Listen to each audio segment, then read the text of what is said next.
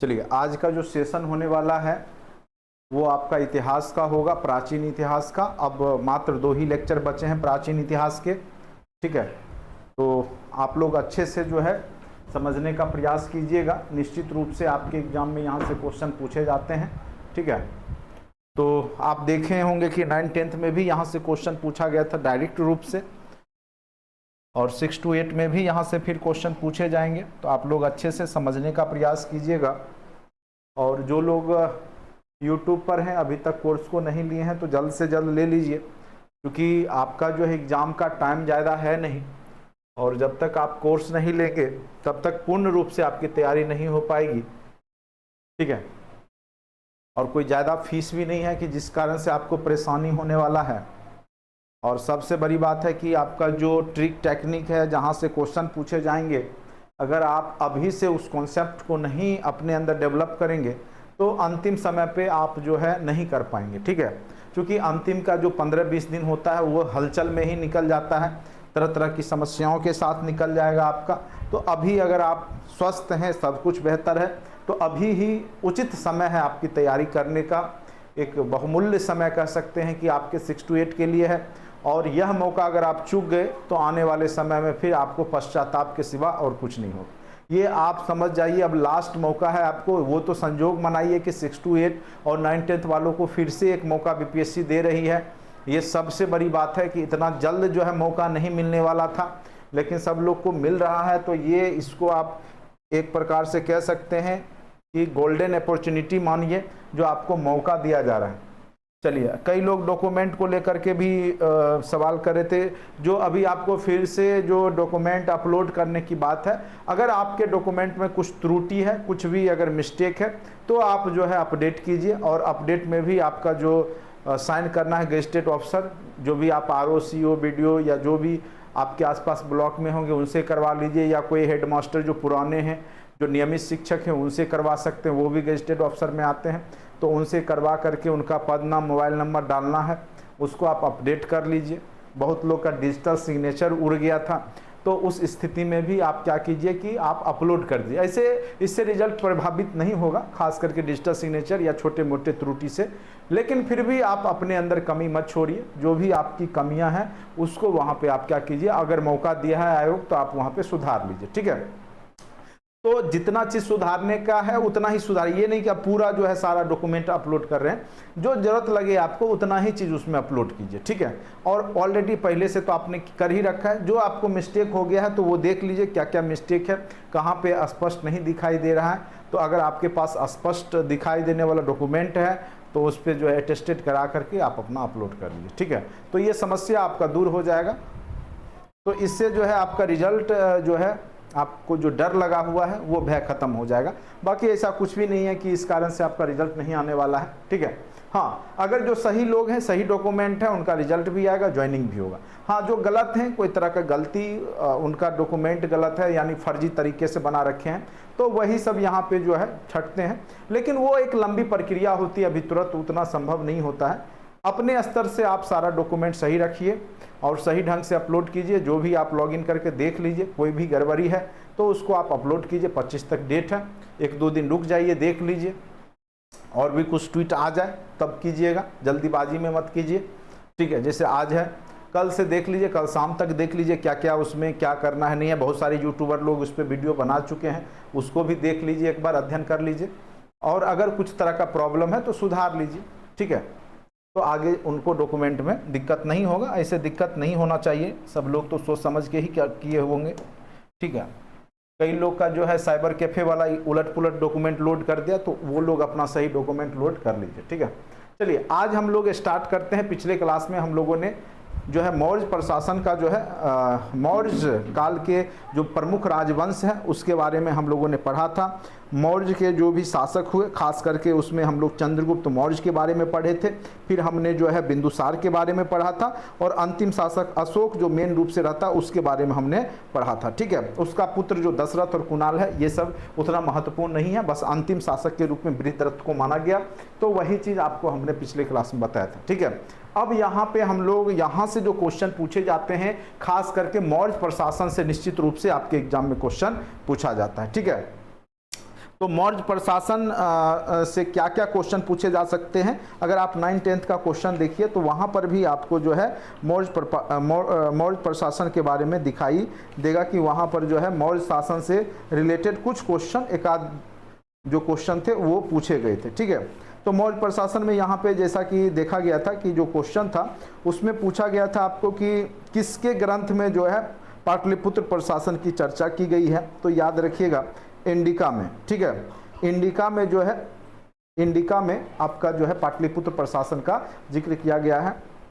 तो अभी हम लोग सबसे पहले देखेंगे कि मौर्य प्रशासन का, सर वॉल्यूम 2 का हिस्ट्री में पूरा कंप्लीट है, पीडीएफ हिस्ट्री और पीडीएफ प्रिंट नहीं करवाना होगा। देखिए जो आपका 2 है, पहला में आपको जो है हमने भेजा था जो हिस्ट्री, उसमें आपका वर्ल्ड हिस्ट्री और जो है आपका मॉडर्न हिस्ट्री दोनों है, और ये अभी जो हमने भेजा है वो आपका एनिशिएंट है। इच्छा करे तो करवा सकते हैं, नहीं इच्छा करे तो नहीं करवाइए, कोई अपना जो है पीडीएफ के माध्यम से भी पढ़ सकते हैं, कोई बड़ी बात नहीं है इसमें। ठीक है, चलिए अब यहाँ पर आते हैं, हम लोग समझते हैं कि क्या है मौर्य प्रशासन क्या है। कि देखिए मौर्य प्रशासन अगर आप देखिएगा पूरे इतिहास में प्राचीन समय में सबसे पहला केंद्रीकृत प्रशासन के रूप में जाना जाता है मौर्य प्रशासन। और यहाँ पे आप देखिएगा कि केंद्रीयकरण की प्रवृत्ति दिखाई देगी और पूरा सेंट्रल पावर जो होता है, ठीक है, सेंट्रल पावर जो मौर्य साम्राज्य का होता है उसके माध्यम से पूरे क्षेत्र में शासन किया जाता है।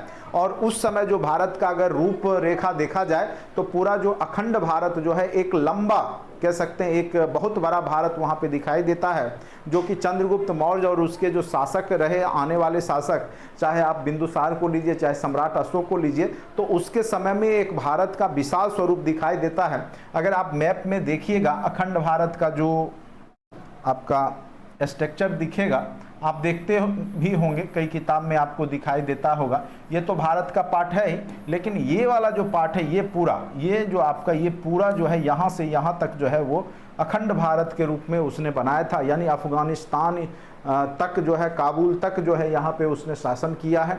ठीक है, तो एक प्रकार से कह सकते हैं कि मौर्य काल ने जो भारत का स्वरूप निर्माण किया था और केंद्रीकृत प्रशासन के रूप में सर्वप्रथम मौर्य प्रशासन ही जाना जाता है, जो कि पाटलिपुत्र से, जो कि पटना है, पटना से पाटलिपुत्र से ही संचालित हो रहा था पूरे क्षेत्र में। ठीक है, पाटलिपुत्र से ही आप कह सकते हैं पूरे क्षेत्र पे शासन किया जा रहा था। ठीक है, तो यहाँ पे इसके बारे में अब जानकारी कहाँ से मिलती है वो भी थोड़ा सा जान लीजिए। कौटिल्य जो कि विष्णुगुप्त भी जिसको बोलते हैं, जिसको आप लोग चाणक्य भी कहते हैं, चाणक्य, विष्णुगुप्त और कौटिल्य सब एक ही व्यक्ति का नाम है, जिसको कि हम लोग चाणक्य बोलते हैं, जिसने कि चंद्रगुप्त मौर्य को तैयार किया था घनानंद की को हटाने के लिए, और उसी का लिखा हुआ है, उन्हीं का लिखा हुआ है कह सकते हैं अर्थशास्त्र। लेकिन ये आपको अर्थ से संबंधित किताब नहीं है, ये प्रशासन से संबंधित है, याद रखिएगा। ठीक है, कई बार लगता है कि अर्थशास्त्र होगा आर्थिक गतिविधि से संबंधित, लेकिन नहीं, यह जो है राजनीतिक विज्ञान से संबंधित है। मेन रूप से यह किसका विषय है, तो राजनीतिक विज्ञान से संबंधित है। और इसमें 15 अधिकरण, ठीक है, इसमें कितने अधिकरण हैं, 15 अधिकरण है। ये भी क्वेश्चन आपके एग्जाम में पूछ देता है कई बार, और पूछा भी गया था कि जो अर्थशास्त्र है उसमें कितने अधिकरण की चर्चा की गई है, कितने अधिकरण में अर्थशास्त्र बांटा गया है। तो याद रखिएगा जो है आपका 15 अधिकरण है और 180 प्राधिकरण कहते हैं उसको। ठीक है, 15 अधिकरण है और 180 क्या है उसका प्राधिकरण है। ठीक है, प्रकरण भी कह सकते हैं। तो 15 अधिकरण और 180 ठीक है प्राकरण है।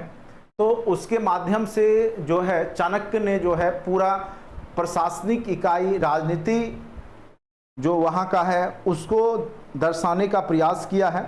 तो ये अगर पूछता है कि मेन रूप से कि अर्थशास्त्र है क्या, ठीक है, तो 180 प्रकरण भी लिख लीजिएगा, ये सब कॉपी में लिख लीजिए। कई बार ये सब भी क्वेश्चन पूछ देता है, ये पूछ भी दिया गया था। 15 अधिकरण है, अर्थशास्त्र में कितने अधिकरण है, यानी टॉपिक है, चैप्टर है। ठीक है, 15 अधिकरण है, 180 प्रकरण है। 9th में ये क्वेश्चन पूछा गया था। ठीक है, और यह जो है राजनीति से संबंधित है। किससे संबंधित है, तो राजनीति से संबंधित है। यह अगर ग्रंथ पूछे किससे संबंधित है तो याद रखिएगा राजनीति से संबंधित है। कौन सा, तो अर्थशास्त्र जो है किससे संबंधित है, तो तो राजनीति से संबंधित है, ठीक है। और इसमें मौर्य प्रशासन का जो विभिन्न जो कह सकते हैं कर व्यवस्था हो, विदेश नीति हो, ये सबको दर्शाया गया है, ठीक है। और इसी में आपका राजा का सप्तांग सिद्धांत के बारे में भी चर्चा किया गया है। सप्तांग सिद्धांत आगे हम लोग चर्चा करेंगे। अर्थशास्त्र में ही सप्तांग सिद्धांत यानी राजा को उसके अंग से डिनोट किया गया है। जैसे मित्र, उसका कान जो है अंग है, वो मित्र की तरह, जो मित्र होते हैं उसका जो भुजा है, उसका जो किला होता है वो भुजा की तरह होता है, ठीक है, जो उसकी सुरक्षा करता है। तो 7 अंग को जो है डिनोट किया गया है, सप्तांग सिद्धांत कहलाता है। तो कई बार पूछेगा कि सप्तांग सिद्धांत की चर्चा किस ग्रंथ में की गई है, तो याद रखिएगा सप्तांग सिद्धांत की चर्चा भी अर्थशास्त्र में ही किया गया है। किस में किया गया है? तो अर्थशास्त्र में ही किया गया है। जैसे वहाँ पर जो है आपका मुख जैसे कोष हो गया, कोष जो कि इनकम का सोर्स होता है, उसको मुख से डिनोट किया गया है, ठीक है। जो राजा के मित्र हैं उसको कान की संज्ञा दी गई है। तो इस प्रकार से है कि 7 अंग से मिलकर के राजा परिपूर्ण होता है और वहां का प्रशासन व्यवस्था चलाता है। तो उसकी चर्चा जो है कई बार क्वेश्चन पूछा, इसलिए हमने चर्चा कर दिया कि सप्तांग सिद्धांत आपका किससे संबंधित है, तो कौटिल्य का ही अर्थशास्त्र। कहिएगा कौटिल्य नाम, चूंकि ये कूटनीतिज्ञ भी थे, एक राजनीतिज्ञ भी थे, एक बहुत बड़े कह सकते हैं कि एक चिंतक भी थे, नहीं थिंकर, विचारक, जो भी कहिए, चाणक्य को कम ही है। तो एक गुरु हैं, ठीक है। और किसके गुरु हैं? तो चंद्रगुप्त मौर्य के गुरु भी हैं। कौन? तो चाणक्य। तो चाणक्य के द्वारा या कौटिल्य के द्वारा ही लिखा गया है अर्थशास्त्र, जो कि उसमें सप्तांग सिद्धांत की चर्चा है। मौर्य काल के जो सामाजिक, आर्थिक, राजनीतिक परिदृश्य की चर्चा की गई है, वहाँ की कर व्यवस्था, वहाँ की विदेश नीति, सब कुछ तो तय जो है शुरुआती समय में चंद्रगुप्त मौर्य के समय में चाणक्य के द्वारा ही किया जाता था, क्योंकि सर्वे सर्वा यही थे, ठीक है। चलिए अब आते हैं मेगास्थनीज की इंडिका से भी मौर्य साम्राज्य के बारे में जानकारी मिलती है।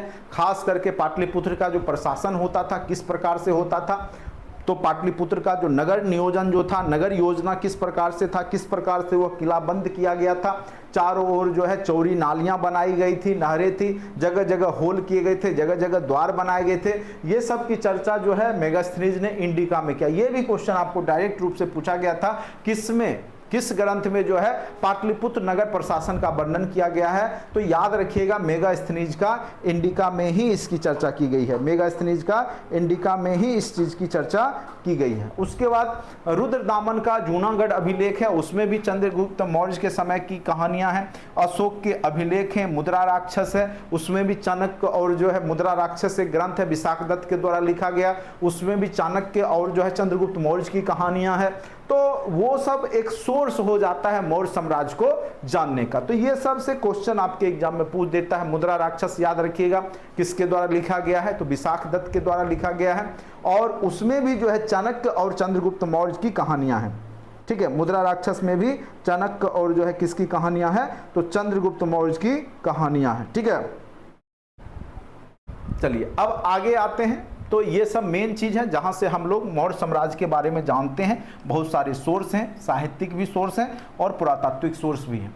अब हम लोग समझेंगे अर्थशास्त्र के विषय, वही राजा स्वामी अर्थात राजा मंत्री परिषद के बारे में वहाँ चर्चा है। तीर्थ या विभाग जो कि उसके ऑफिसर सब जो होते थे उस समय, अधिकारी वर्ग की चर्चा है, विभाग के अध्यक्ष की चर्चा है, राजस्व की चर्चा है, आर्थिक नियंत्रण किस प्रकार से करता था, गुप्तचर व्यवस्था किस प्रकार से थी, दंड व्यवस्था वहाँ पे क्या दिया जाता था, कूटनीति किस प्रकार से राजा की होती है। तो ये सब तथ्यों को अर्थशास्त्र में जो राजनीति से संबंधित है, किस प्रकार से शासन संभाला जाए, इसकी चर्चा की गई थी, ठीक है। उम्मीद करते हैं कि आप लोग को समझ में आ रहा होगा और आप लोग लाइव सेशन जरूर अटेंड किया कीजिए। देखिए बाद में देखते हैं तो आप पूछ नहीं पाते होंगे, मैं बार बार इसलिए बोलता हूं कि अब आपके पास उतना टाइम नहीं और क्वेश्चन कहीं से नहीं आएगा, जान लीजिए।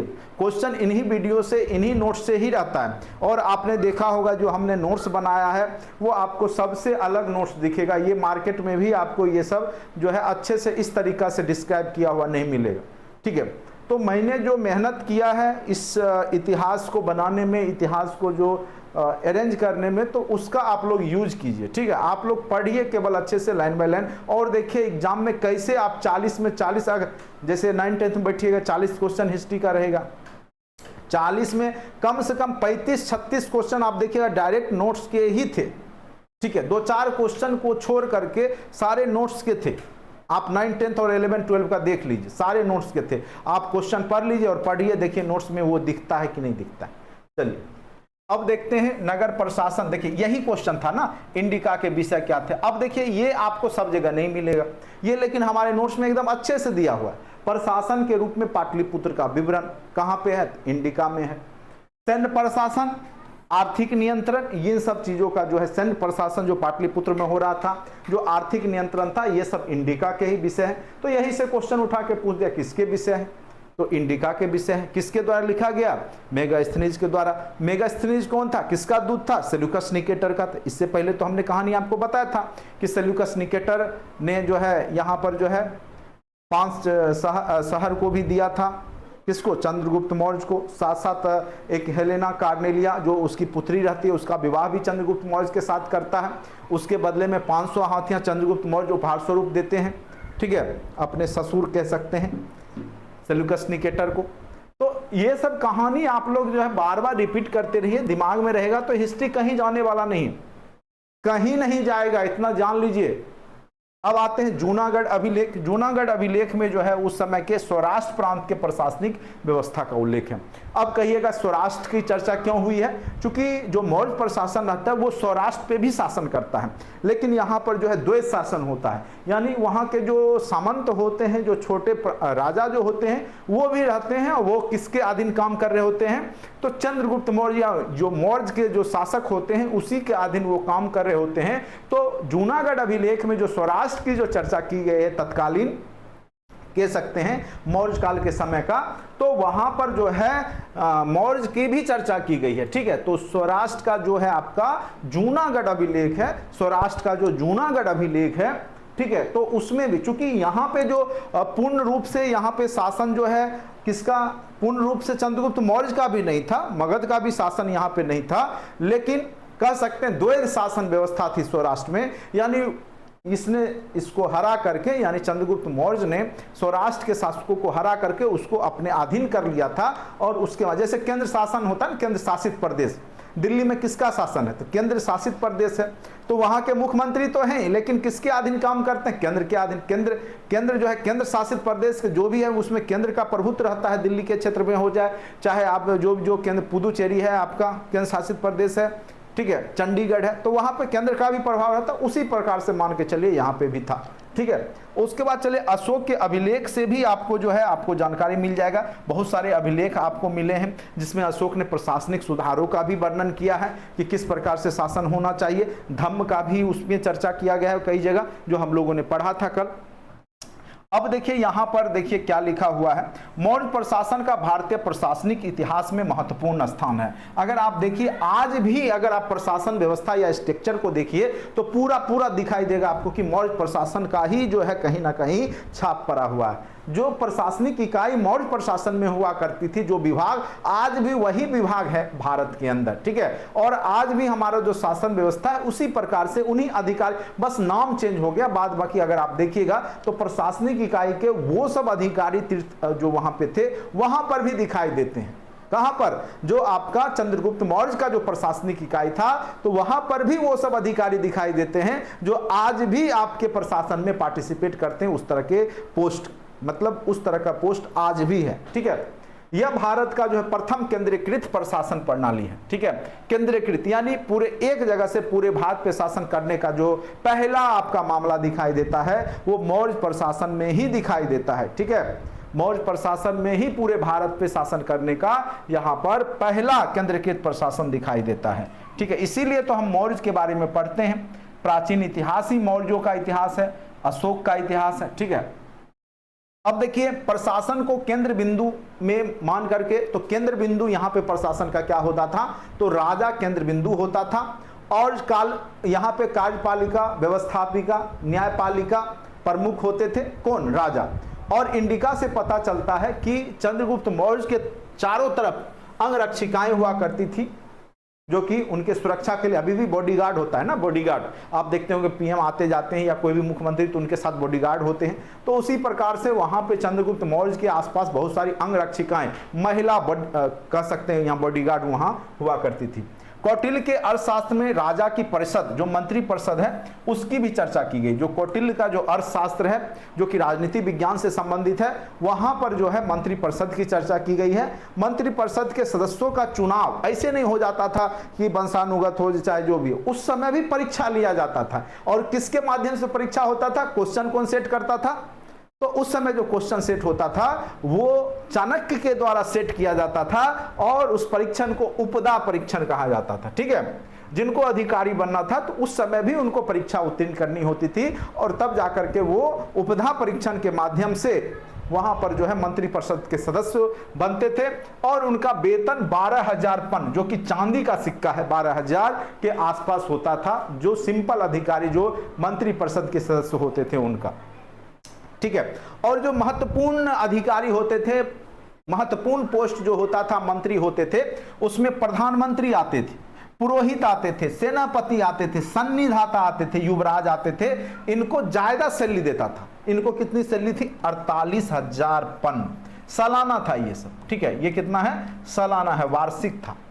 पन मतलब चांदी का सिक्का, 48,000 चांदी का सिक्का दिया जाता था जो लोग इस पोस्ट पे होते थे। खास करके जो राजकुमार होते थे, जो युवराज हुए राजा के पुत्र, या फिर पुरोहित हो गए जो सबसे श्रेष्ठ, जैसे यहाँ पे चाणक्य हुआ करते थे। फिर प्रधानमंत्री चाणक्य होते थे। ठीक है, उसके बाद सेनापति जो सेना नायक, सेना का हेड होता। तो इन लोगों को मेन पोस्ट के तहत 48,000 पन सैलरी दी जाती थी। करसापन या पन बोल देगा कि कौन सा क्या चीज सिक्का है, तो ये चांदी का सिक्का। क्या चीज का सिक्का कहलाता था? पन या करसापन। तो करसापन जो है, या पन भी लिखा रह सकता है, करसापन या पन जो था ये चांदी का सिक्का को कहा जाता था। निष्क सोने के सिक्का को कहा जाता था और काकनी जो है तांबे के सिक्के को कहा जाता। ये भी क्वेश्चन आपके एग्जाम में पूछ दिया था। तो क्वेश्चन कहीं और से नहीं बिल्कुल यहीं से रहता है। अब देखिए, वहां पर जो तीर्थ होते थे, जो अधिकारी वर्ग होता था, उनकी संख्या 18 होती थी। जैसे उसमें आपका आ जाते थे समाहर्ता, जो राजस्व विभाग के प्रधान अधिकारी होते थे। अभी भी समाहरणालय होता है ना, समाहर्ता अभी भी होते हैं। राजस्व विभाग के प्रधान अधिकारी को समाहर्ता कहा जाता है। जो राजकीय कोषाध्यक्ष होते हैं, कोष को जो जमा करते हैं, ठीक है, सन्निधाता कहलाते थे। कई बार पूछ देगा कि सन्निधाता का क्या काम था, तो राजकीय कोषाध्यक्ष होते थे। कोष जो इनकम होता है उसको देख रेख करते थे। युवराज, राजा के जो उत्तराधिकारी होते थे, जो राजा के पुत्र होते थे, वो युवराज कहलाते थे। सेनापति युद्ध विभाग का मंत्री हुआ करते थे। नागरक नगर के प्रमुख अधिकारी होते थे। आठविक जो वन विभाग होता है, फॉरेस्ट डिपार्टमेंट आज भी आप देखिएगा रहता है, उसके ये अधिकारी होते थे। कौन? आठविक। ऐसे 18 होते थे, लेकिन हमने कुछ की चर्चा किया है, कुछ की चर्चा किया है, चूंकि 18 बहुत बड़ा हो जाएगा। ठीक है, पूछेगा इसी में से कोई ना कोई पूछता है जनरली। ये सब उतना जो महत्वपूर्ण है हमने चर्चा कर दिया। उसके बाद अलग अलग विभाग थे, उसमें 26 विभाग थे। ठीक है, और उसके जो मेन हेड होते थे वो अध्यक्ष कहलाते थे। ठीक है, आप लोग के पास नोट्स भेज दिया गया है ग्रुप में, आप लोग देख लीजिएगा। अगर यहाँ पे थोड़ा स्पष्ट नहीं दिखाई दे रहा होगा तो, चूंकि ये थोड़ा छोटा लेटर में हो गया है। ठीक है, और A4 साइज का प्रिंट जो होता है वो आपको यहाँ पे थोड़ा अच्छे से दूर कैमरा से नहीं दिखाई देता है, लेकिन नोट्स आपके पास है तो आप लोग उसको अच्छे से देखिएगा। ठीक है, यहाँ पर देखिए अध्यक्षों की संख्या कितनी है, तो 26। तो पूछ सकता है कि मौर्य प्रशासन में कितने अध्यक्ष हुआ करते थे, तो तीर्थ कितने होते थे, तो तीर्थ 18 होते थे, जबकि अध्यक्ष कितने होते थे, 26 होते थे। ठीक है, जैसे ये किसी विभाग के मंत्री के निरीक्षण में काम अभी भी होता है ना, शिक्षा मंत्रालय नहीं तो स्वास्थ्य मंत्रालय, स्वास्थ्य मंत्री, शिक्षा मंत्री, तो उसके अंदर क्या होते हैं, सचिव होते हैं, जैसे के पाठक जी हैं। फिर उसके नीचे जो होते हैं, फिर उसके नीचे होते हैं, तो लास्ट जाते जाते ब्लॉक स्तर पे बीईओ होते हैं, बीईओ के नीचे टीचर लोग काम करते हैं। ठीक है, तो इसी प्रकार से उसके ऊपर डीपीओ होते हैं, उसके ऊपर डीईओ होते हैं। तो इस प्रकार से पद का पदानुक्रम होता है। तो उसी प्रकार से वहां पर भी जो था 26 प्रकार के अध्यक्ष थे, 26 प्रकार की जो डिपार्टमेंट था, जो कि विशेष मंत्रियों के अधीन ही कार्य करते थे। और मेगास्थनीज ने इनको मजिस्ट्रेट कहा है। जो अध्यक्ष होते थे, अभी भी बोलते हैं मजिस्ट्रेट चेक इन आया है। मजिस्ट्रेट मतलब वही होता है जो विभाग के अध्यक्ष थे। ठीक है, मजिस्ट्रेट उनको कहा जाता था। जैसे उसमें पन्याध्यक्ष, वाणिज्य विभाग, वाणिज्य जो आपका व्यापार विभाग के अध्यक्ष होते थे, उनको पन्याध्यक्ष कहा जाता। कई बार क्वेश्चन पूछा हुआ कि वाणिज्य विभाग के अध्यक्ष को मौर्य प्रशासन में क्या कहा जाता था, तो याद रखिएगा पन्याध्यक्ष कहा जाता। क्या कहा जाता था? पन्याध्यक्ष। सूराध्यक्ष, सूरा, सूर मतलब आप समझते होंगे, सूरा, सूरा नहीं समझते हैं तो मतलब समझ जाइए मदिरा, ठीक है। आबाकारी विभाग जो शराब अभी भी है ना, शराबबंदी बिहार में, तो मद निषेध डिपार्टमेंट है, आज भी डिपार्टमेंट है बिहार में मद निषेध, तो उसी का जो अध्यक्ष होगा उसको सूरा अध्यक्ष कहा जाएगा। उसके बाद जो है सूना अध्यक्ष जो है, जो आपका बूचर खाना होता है जहां पे जानवरों को मारा काटा जाता है, खाला जाता है, तो वो बूचर खाना होता है, तो बूचर खाना के अध्यक्ष को सूना अध्यक्ष कहा जाता था। गणिका अध्यक्ष जहां पे बेस्याएं लोग रहती थी तो उसका भी नियंत्रण होता था गणिका अध्यक्ष के माध्यम से। सीता अध्यक्ष जो राजकीय भूमि होती थी, जो सरकारी भूमि होती थी, वहां पे जो खेती की जाती थी उसको सीता अध्यक्ष कहा जाता था, उसका देखरेख होता था। राजकीय कृषि जो होता था वो सीता अध्यक्ष के देखरेख में होता था। तो इस प्रकार से आपने देखा कि बहुत तरह के उसमें अध्यक्ष थे, हमने यहाँ पे कुछ अध्यक्ष की चर्चा की है, ठीक है। इनका वेतन 1000 पन यानी 1000 जो है आपका चांदी का सिक्का सालाना इनको दिया जाता था, ठीक है। अब आते हैं यहाँ पर श्रेणी में अगर बांटिएगा, लेवल में अगर बांटिएगा, अभी भी जॉब का लेवल होता है ना, जॉब का लेवल होता है group A, group B, group C, group D, उसी प्रकार से। तो प्रथम श्रेणी में अमात्य होते थे, मंत्री के सदस्य। द्वितीय श्रेणी में मंत्री परिषद के सदस्य होते थे। तृतीय श्रेणी में विभाग के अध्यक्ष होते थे। तो कह सकते हैं कि सी लेवल में जो विभाग के अध्यक्ष होते थे उस समय, ठीक है। अभी भी आपका ग्रुप ए का जॉब, ग्रुप बी का, जैसे अगर बात करें, अगर आईएएस है तो ग्रुप ए का जॉब हुआ। जो प्रशासनिक, जो जैसे बीपीएससी के द्वारा अधिकारी बनते हैं तो आप ग्रुप बी के जॉब में जाते हैं। उसके नीचे जो होते हैं कर्मचारी होते हैं एसएससी के थ्रू, ग्रुप सी के लेवल में जाते हैं। तो उसी प्रकार से उस समय भी बटा हुआ था। अब आते हैं प्रांतीय प्रशासन, तो वो तो था केंद्रीकृत प्रशासन की चर्चा।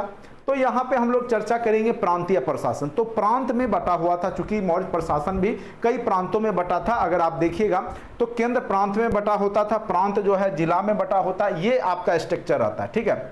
ये स्ट्रक्चर देखिए, सबसे ऊपर में कौन रहेगा? प्रांत रहेगा। प्रांत का जो मेन हेड होता है वो आपका क्या होता है, आपको दिख नहीं रहा होगा, मैं थोड़ा सा बड़ा करने का प्रयास करता हूं, ठीक है। प्रांत का जो अध्यक्ष होता है वो आर्य पुत्र कहलाता है या कुमार, ये खास करके राजा का पुत्र हुआ करते थे। प्रांत के जो अध्यक्ष होते थे वो राजपुत्र होते थे, आर्यपुत्र या कुमार कहलाते थे। आज भी आप नाम के साथ टाइटल लगाते हैं कुमार, यहीं से कुमार का प्रचलन हुआ है। क्योंकि जो राजा का पुत्र होता था उसको कुमार की उपाधि दी जाती थी और सब ने यहाँ कुमार लगाना शुरू कर दिया बिहार में, ठीक है। चलिए, आर्यपुत्र भी इनको कहा जाता है। उसके बाद मंडल होता था, अभी भी परमंडल होता है। जैसे आप लोग कोई मुजफ्फरपुर, मुंगेर, भागलपुर, ये सब परमंडल है, तो उसके तहत। उसके बाद इसके जो अध्यक्ष होते थे मेन हेड प्रादेशिक या प्रदेष्टा कहलाते थे। उसके नीचे विषय, जो आज का जो जिला है उस समय विषय के रूप में जाना जाता था, उसके अध्यक्ष विषयपति या स्थानिक होते थे। उसके नीचे स्थानीय होता था, 800 गांवों का समूह होता था। उसके नीचे का जो अधिकारी है द्रोणमुख के होते थे, 400 गांवों का समूह होता था द्रोणमुख। उसके नीचे खावर्टिक होता है जो कि 200 गांवों का समूह होता था, ठीक है। खावर्टिक के नीचे संग्रहण कहलाता था, ये जो है 10 गांव का समूह होता था जिसका प्रमुख गोप होता था। गांव का जो प्रमुख था ग्रामणी कहलाता था। ये क्वेश्चन कई बार पूछ चुका है कि मौर्य प्रशासन में जो ग्राम का जो प्रमुख होता था उसको क्या कहते थे, तो उसको ग्रामणी कहा जाता था। क्या कहा जाता था? ग्रामणी। छोटे छोटे क्वेश्चन आपके एग्जाम में पूछे जाते हैं, इसीलिए आप लोग अच्छे से इसको समझने का प्रयास कीजिए। देखिए, अब केंद्र प्रांतों में बटा था, जो अभी भी आपका क्या केंद्र राज्यों में बटा है, तो प्रांत मतलब राज ही मानिए, ठीक है। और इसका जो प्रशासन होता था 22 राय रूपी, जैसे अभी का राज्यपाल कह सकते हैं, 22 रूपी अधिकारी द्वारा होता था। ये अधिकारी राजवंश से ही जुड़े होते थे, खास करके राजा अपने वंश से ही किसी व्यक्ति को, जैसे अभी भी क्या होता है, जो लोकसभा का बहुमत दल का पार्टी होता है उसी का व्यक्ति राज्यपाल रहता है ना, उसी प्रकार से राजा के ही व्यक्ति जो है वो बनाए जाते थे 22 राय के रूप में। उन्हें कुमार या आर्यपुत्र कहा जाता था, ठीक है। केंद्रीय प्रशासन की भांति प्रांतीय प्रशासन में भी मंत्री परिषद होता था। जैसे अभी भी लोकसभा के मंत्री होते मंत्री परिषद, विधानसभा में भी मंत्री परिषद होता है ना, मंत्रालय, तो उसी प्रकार से, ठीक है। इनका सीधा संबंध केंद्र से होता था। अशोक के समय 5 प्रांत थे। अशोक के समय क्या था? 5 प्रांत थे। कौन कौन प्रांत थे वो देखिए। तो जो आपका सबसे उत्तर में था उत्तरापथ, जिसको तक्षशिला, जिसका जो राजधानी हुआ करता था तक्षशिला विश्वविद्यालय भी आपने सुना होगा, प्राचीनतम विश्वविद्यालय है। दक्षिणापथ का जो है सुवर्णगिरी, सुवर्णगिरी दक्षिणापथ, दक्षिण में सुवर्णगिरी राजधानी थी। अवंती राष्ट्र उज्जैनी जो मध्य का था कह सकते हैं। प्राची जो है, प्राची या पूर्वी प्रदेश का पाटलिपुत्र हुआ करता था, जहां पे खुद सम्राट अशोक रहा करते थे। और कलिंग जो था वो तोसली इसकी राजधानी होती थी, तोसली। ठीक है, तो इस प्रकार से अशोक के समय में 5 प्रांतों में, कई बार पूछ सकता है कि अशोक के समय में मौर्य प्रशासन केंद्र, मौर्य का केंद्र जो था कितने प्रांतों में बटा हुआ था, तो याद रखिएगा 5। बता तो दिया प्रांत क्या होता है। पहले का राज्य मतलब कह सकते हैं अभी का राज्य, पहले का प्रांत। प्रांत मतलब कि बांट दिया, भारत को शासन करने के लिए 5 भागों में बांट करके वहां शासन हो रहा था, इतना ही जानिए। ठीक है, मतलब स्टेट के तरह आप देख सकते हैं, जो राज्य है उसकी तुलना कर सकते हैं। अब यहां पे हम लोग पढ़ेंगे जो ये सब डायरेक्ट क्वेश्चन आपके एग्जाम में पूछ दिए जाते हैं। ठीक है, तो अच्छे से आप लोग देखिएगा। नगर प्रशासन, नगर प्रशासन का वर्णन यहां फिर आ गया। देखिए यही क्वेश्चन आपके एग्जाम में पूछा था ना, कितने बार हमारे नोट्स में है, जो जो क्वेश्चन पूछा है आप सोच नहीं सकते हैं। नगर प्रशासन का वर्णन फिर आ गया। मेगास्थनीज के इंडिका से पाटलिपुत्र के नगर प्रशासन का वर्णन मिलता है, यही क्वेश्चन पूछा था। सेम क्वेश्चन आपके 9 to 10th में या 11-12 में था। ठीक है, इसलिए हमने बोला कि क्वेश्चन जरूर देखिए, आप पुराने क्वेश्चन को देखिएगा तब पता चलेगा कि हमारा नोट्स कितना महत्वपूर्ण है। चलिए, उसने नगर के प्रमुख अधिकारी को क्या कहा? एस्ट्रोनोमोई कहा। क्या कहा? एस्ट्रोनोमोई। याद रखिएगा, जो नगर का उस समय प्रमुख अधिकारी था। अब पूछ सकता है कि जो आपका मौर्य प्रशासन में जो नगर के प्रमुख अधिकारी थे उसको क्या कहा जाता था? एस्ट्रोनोमोई, पूछा हुआ क्वेश्चन है। तथा उसके अनुसार जो जिले का अधिकारी होता था, जो डिस्ट्रिक्ट लेवल का अधिकारी होता, जैसे अभी डीएम होता है, उस समय एग्रोनोमोई होता था। और सड़क का निर्माण विभाग एग्रोनोमोई के ही संरक्षण में होता था। सड़क निर्माण का भी अधिकारी कौन हुआ करता था? एग्रोनोमोई। पूछ सकता है आपको मौर्य प्रशासन में सड़क निर्माण का जो अधिकारी कौन था, उसको क्या कहते थे? एग्रोनोमोई। अगर नगर प्रशासन की बात करें, नगर का प्रमुख अधिकारी कौन होता था? एस्ट्रोनोमोई होता था। ये 2 शब्द यहाँ पे जो भी येलो किया हुआ है हमारे नोट्स में वो अत्यंत ही महत्वपूर्ण होता है, इसलिए आप लोग जो येलो किया हुआ पार्ट है उस पर विशेष ध्यान दिया कीजिए। ठीक है, क्योंकि वहां से क्वेश्चन निश्चित रूप से पूछे गए और फिर पूछे जाएंगे। इंडिका के अनुसार पाटलिपुत्र नगर प्रशासन जो था कितने सदस्यों के माध्यम से? तो 30 सदस्यों के माध्यम से चलता था, जिसमें कि 5 समितियां होती थी। यानी एक समिति में 6 समितियां होती थी। प्रत्येक 6 समितियां में 5-5 सदस्य होते थे। फिर से एक बार, इंडिका के अनुसार पाटलिपुत्र नगर प्रशासन में कितने सदस्य होते थे? 30 सदस्य होते थे। वहां पे 6 समितियां होती थी और 6 समिति में 5-5 सदस्य होते थे, यानी टोटल 30 सदस्य होते थे। यहां तक समझ गए होंगे। सबसे पहला समिति था शिल्पकला समिति।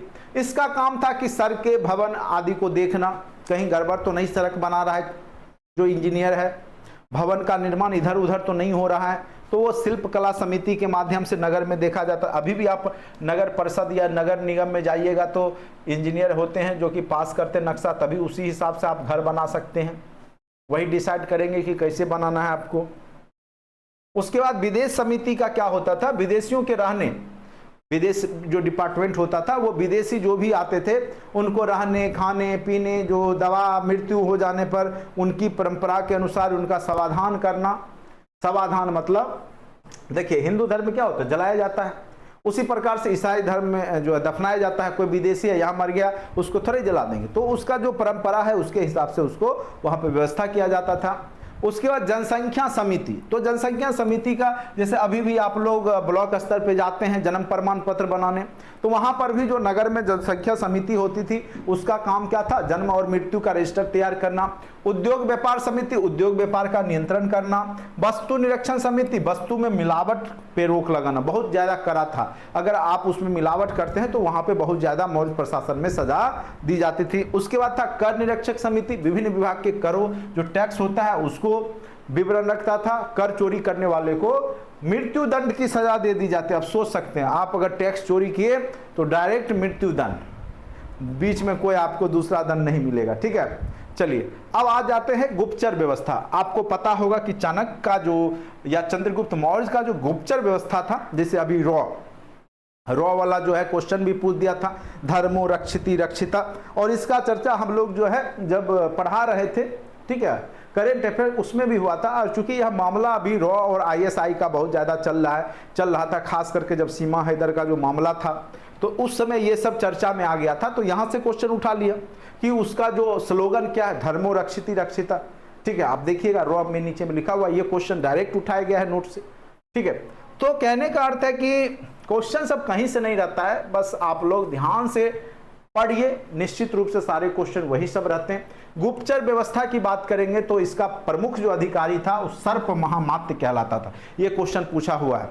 गुप्तचर व्यवस्था था, उसका जो प्रमुख अधिकारी था चंद्रगुप्त मौर्य के समय में या मौर्य प्रशासन में जो गुप्तचर प्रणाली था, ठीक है,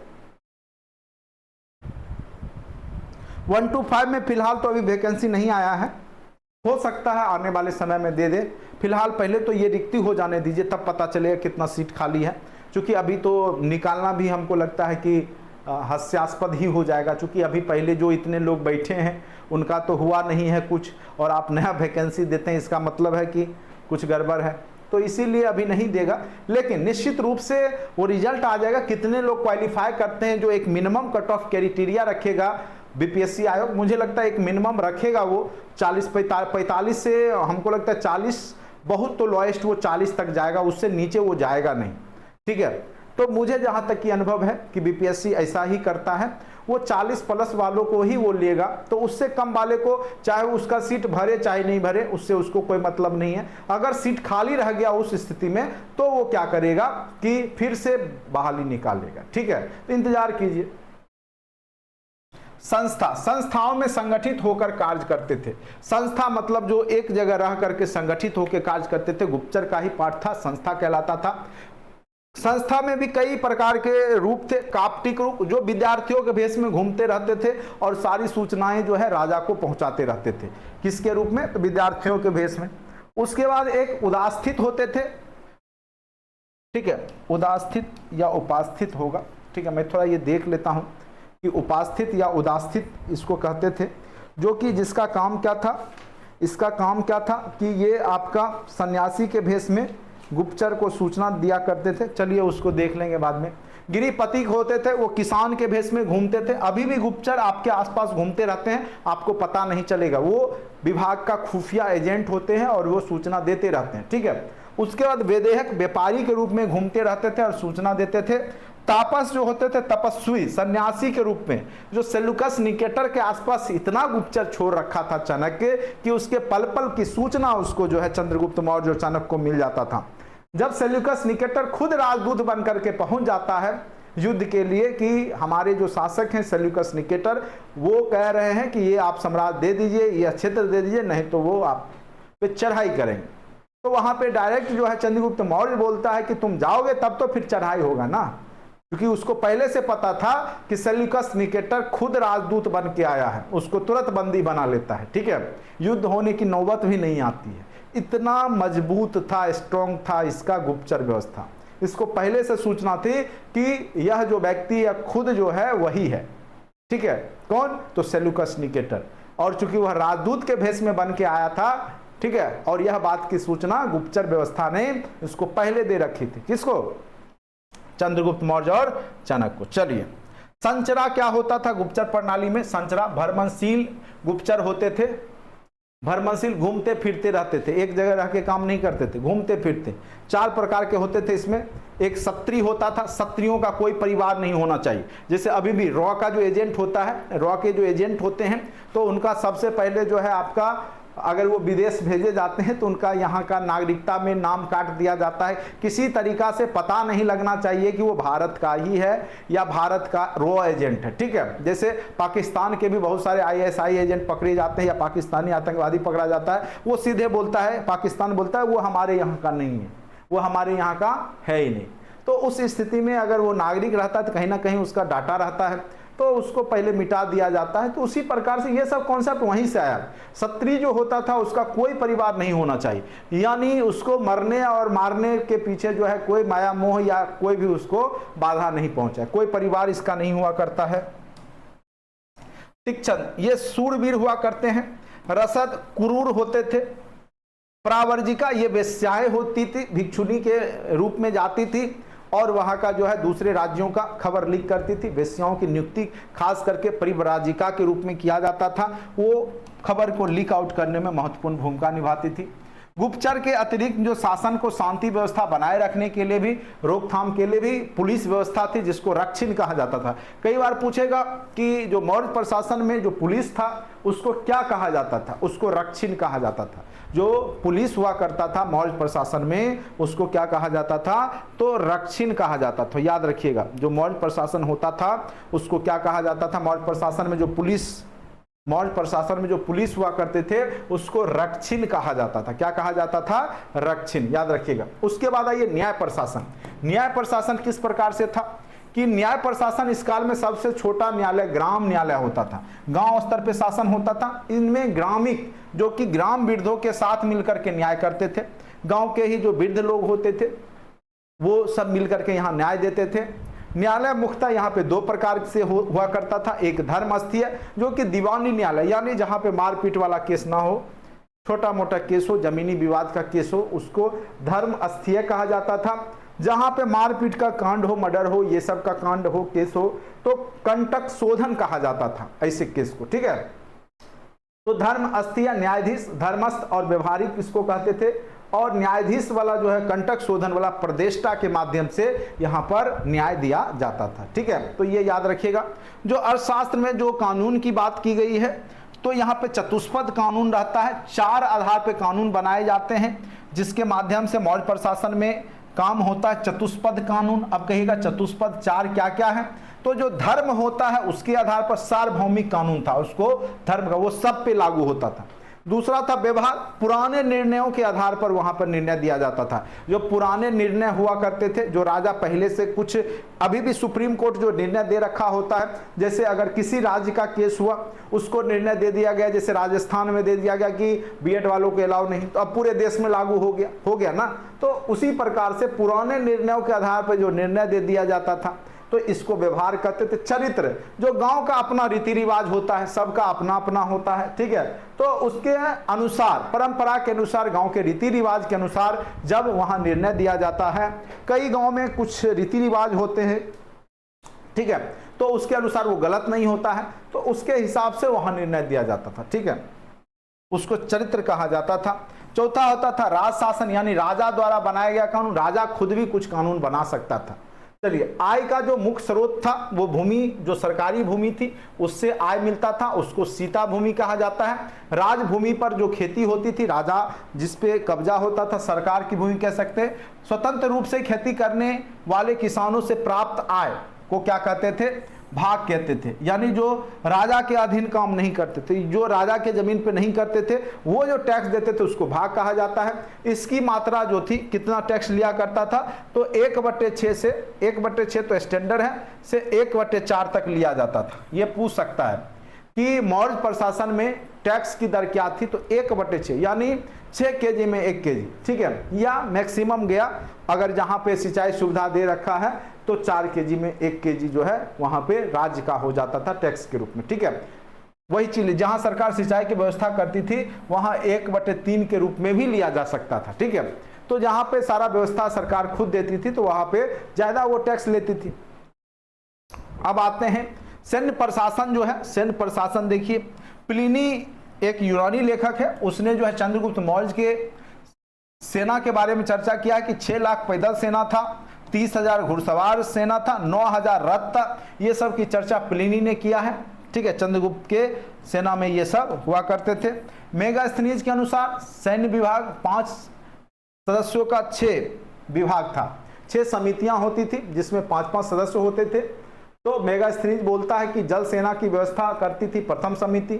दूसरी समिति जो है सामग्री एवं यातायात, जो रासद होता है, रसद जो सामग्री होता है खाने पीने वाला, उसकी व्यवस्था करती थी। तीसरी समिति जो है पैदल सैनिकों की देखरेख करती थी। चौथी समिति जो घोड़ा अश्वरोही था उसका व्यवस्था करती थी। 5वीं जो हाथी वाला सेना होता था उसकी व्यवस्था करती थी। 6ठी रथों के सेना की व्यवस्था करती थी। इस प्रकार से आप देखिएगा कि चंद्रगुप्त मौर्य का जो प्रशासन था बहुत ही व्यवस्थित ढंग से पूरे केंद्रीकृत प्रशासन था और पूरे सेंटर पावर से केंद्रीय कह सकते हैं पावर से वहां पे पूरे जो भी एरिया था इनका वहां पे प्रशासन किया जा रहा था। तो निश्चित रूप से यहां से 1-2 क्वेश्चन आपके एग्जाम में पूछता है। और आपने देखा कि आपका स्टेट जो 9-10th भी था जो बीपीएससी के द्वारा हुआ, उसमें भी यहां से 2-3 क्वेश्चन आपको डायरेक्ट रूप से दिखाई देते हैं। तो फिर आपको यहां से क्वेश्चन पूछा जा सकता है। ठीक है, तो उम्मीद करते हैं कि आप लोग को समझ में आ गया होगा ये टॉपिक।